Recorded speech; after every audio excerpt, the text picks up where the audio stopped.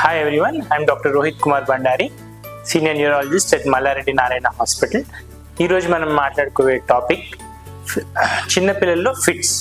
నార్మల్గా చిన్నపిల్లల న్యూరాలజీకి సంబంధించిన చిన్నపిల్లలకు మేము ఎక్కువగా ఎన్కౌంటర్ చేసే ప్రాబ్లం ఏంటంటే ఫిట్స్ అన్నమాట. ఇందులో కూడా రెండు రకాలు ఉంటాయి. ఒకటి జ్వరంతో పాటు వచ్చేవి, ఇంకోటి జ్వరం లేకుండా వచ్చేవి. మోస్ట్ కామన్గా 5 సంవత్సరాల పిల్లల్లో వచ్చేదాన్ని ఫెబ్రైల్ సీజర్స్, జ్వరంతో పాటు వచ్చేవాడిని ఫెబ్రైల్ సీజర్స్ అంటాము.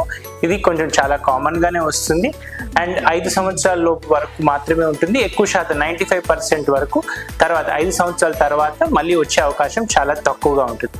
వీళ్ళలో మనకు హై గ్రేడ్ జ్వరం వచ్చినప్పుడు 5 సంవత్సరాల పిల్లలలోపు మనకు 5 ఫిట్స్ వచ్చే అవకాశం ఉన్నందువల్ల ఏ పిల్లలకైనా కూడా హై గ్రేడ్ జ్వరం రాకుండా చూసుకోవడం అనేది ఇంపార్టెంట్.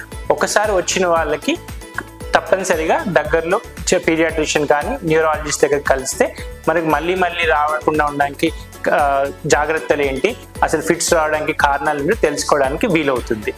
అండ్ కాబట్టి ఫిట్స్ వచ్చినప్పుడు ఎప్పుడు కూడా కంగారు పడకుండా వీలైనంత త్వరగా దగ్గరలో ఉన్న హాస్పిటల్ తీసుకెళ్ళడం ఎంతైనా ఆవశ్యకం.